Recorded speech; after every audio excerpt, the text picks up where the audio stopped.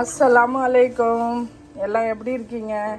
இன்றைக்கி நம்ம என்ன செய்ய போகிறோம்னா வெஜ்ஜு கபாப் தான் இன்றைக்கி நம்ம செய்ய போகிறோம்.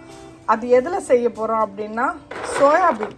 இது வந்து கறிக்கு சிக்கனுக்கு ஈடாக இதை வந்து வெஜிடபிள் சாப்பிட்றவங்க இதை போட்டு சோறு ஆக்குவாங்க. புலோ செய்யலாம், நம்ம வந்து இது சிக்கன் 65 மாதிரி அது மாதிரி செய்யலாம், இல்லை பஜ்ஜி செய்யலாம், எல்லாம் செய்யலாம். இதில் நிறைய ஐட்டம் இதில் செய்யலாம். யார் செஞ்சு சாப்பிடுவா? இதெல்லாம் வெஜ்ஜுக்காரங்க சாப்பிடுவாங்க.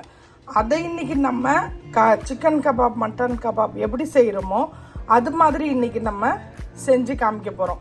அதுக்கு ஃபஸ்ட்டு என்ன செய்யணும் அப்படின்னா 2 உருளைக்கிழங்கு எடுத்திருக்கேன், சின்னது ஒன்று பெருசு ஒன்று.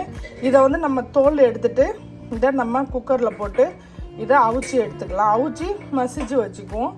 இப்போ இந்த சோயாபீன் இருக்குது பாருங்கள், இதை வந்து நம்ம என்ன செய்வோம் அப்படின்னா நல்லா சூடாக தண்ணி, நான் வந்து கேத்தலில் வச்சுருக்கேன், தண்ணி சூடு பண்ணியிருக்கேன்.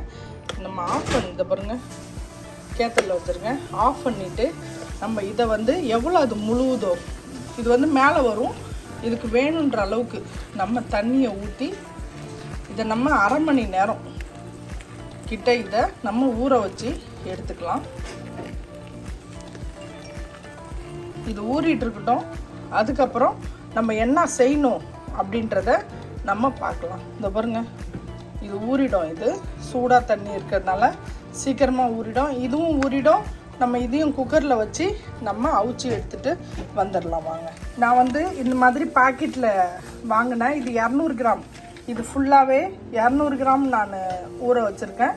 இதை நம்ம அப்புறமா எப்படி செய்கிறதுன்னு பார்க்கலாம். மீல் மேக்கர் நம்ம இந்த பாருங்க நல்லா சுடு தண்ணி போட்டு ஊற வச்சாச்சு. ஒரு 20 நிமிஷத்துலேருந்து ஒரு 30 நிமிஷம் நம்ம நல்லா ஊற வச்சுட்டு சுடு தண்ணி போட்டு ஊற வச்சு அதுக்கப்புறம் இதை நல்லா புழிஞ்சி தண்ணி வரும். இதில் நல்லா உள்ள தண்ணியே இல்லாத அளவுக்கு இதை புழிஞ்சி நம்ம இதை அரைச்சி எடுத்துக்கலாம். இதை அரைச்சி எடுத்ததுக்கப்புறம் இதை பாருங்க, உருளைக்கிழங்கு வேக வச்சு மசிச்சு வச்சுருக்கேன். அதுக்கு தேவையானது என்னன்னா வெங்காயம், மீடியம் சைஸ் 2 வெங்காயம், 2 பச்சை மிளகாய், மல்லித்தலை, நான் சொன்னல உங்களுக்கு பார்ஸ்லி ஃப்ரெஷ்ஷுன்னு அது இதை வெட்டி வச்சுருக்கேன். இஞ்சி பூண்டு 1 ஸ்பூன், 1/4 ஸ்பூன் மிளகாய்த்தூள். ஏன்னா மிளகாத்தூள் போட்டிருக்கோம், அதனால் நான் மிளகாய்த்தூள் கம்மியாக வச்சுருக்கேன். உங்கள் டேஸ்ட்டுக்கு எவ்வளோ வேணுமோ நீங்கள் அவ்வளோ போட்டுக்கலாம். 1/4 ஸ்பூன் மஞ்சள் தூள். இது வந்து ஃப்ரூட் சாட் மசாலா இருக்குது பார்த்தீங்களா, சாட் மசாலா ஃப்ரூட்லலாம் நம்ம போட்டு சாப்பிடுவோம்ல, அந்த சாட் மசாலா 1/2 ஸ்பூன் வச்சுருக்கேன். இது வந்து கபாப் மசாலா 1/2 ஸ்பூன் வச்சுருக்கேன். இது எல்லாத்தையும் நம்ம இதை அரைச்சிட்டு வந்தோடனே இதை ஒன்றா சேர்த்து நம்ம பிடிக்கிற அளவுக்கு அதை நம்ம ஆக்கிக்கலாம். இப்போ அதை அரைச்சிட்டு வந்துட்டோம். இங்கே பாருங்கள் எப்படி கீமா மாதிரியே இருக்குது பாருங்கள். இந்த மாதிரி நல்லா நம்ம தண்ணி இல்லாமல், இங்கே பாருங்கள் தண்ணியே இல்லாமல் இந்த மாதிரி அரைச்சிக்கணும். அரைச்சி நம்ம இதில் வச்சுக்கலாம்.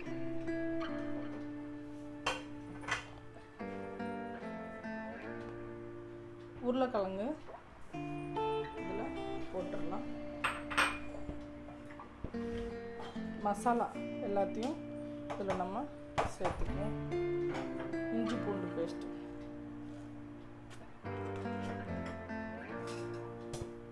பச்சை மிளகா, மல்லித்தலை, பார்ஸ்லி, வெங்காயம்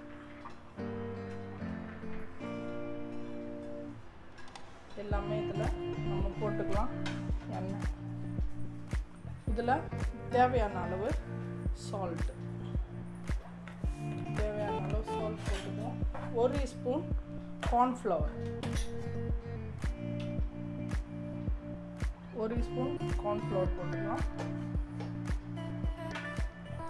கொஞ்சமாக ஒரு 2 ஸ்பூன் நம்ம எண்ணெய் போட்டுக்கலாம். சாட் மசாலா போட்டிருக்கோன்றதுனால நம்ம எலுமிச்சம்பழம் போடல. நம்ம பிசைஞ்சு எல்லாம் மிக்ஸ் பண்ணி பார்த்துட்டு தேவைன்னா நம்ம கொஞ்சமாக எலுமிச்சம்பழம் சாறு போட்டுக்கலாம். இல்லைன்னா எலுமிச்சம்பழம் பவுடர் இருக்குது பார்த்தீங்களா, அதுதான் இதில் கலக்கணும்.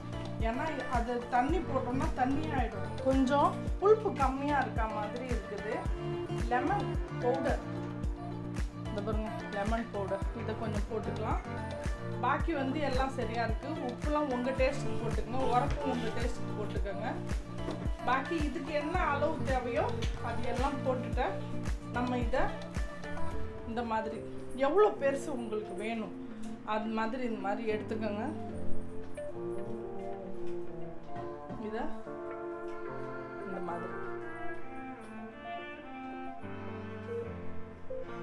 இது மாதிரி செஞ்சு செஞ்சு நம்ம ஒரு தட்டில் வச்சுக்கலாம். வச்சுட்டு பிரெட் க்ரம் இதில் நம்ம டிப் பண்ணி போடலாம். நான் வந்து இதில் கடல மாவு போட்டு பிசைறத காமிக்க மறந்துட்டேன். இதில் வந்து உங்களுக்கு 4 இல்லை 5 ஸ்பூன் உங்களுக்கு எவ்வளோ நீங்கள் வந்து வச்சுருக்கீங்களோ சோயாபீன் அந்த அளவுக்கு 4-5 ஸ்பூனில் நீங்கள் கடல மாவு போட்டுக்கலாம்.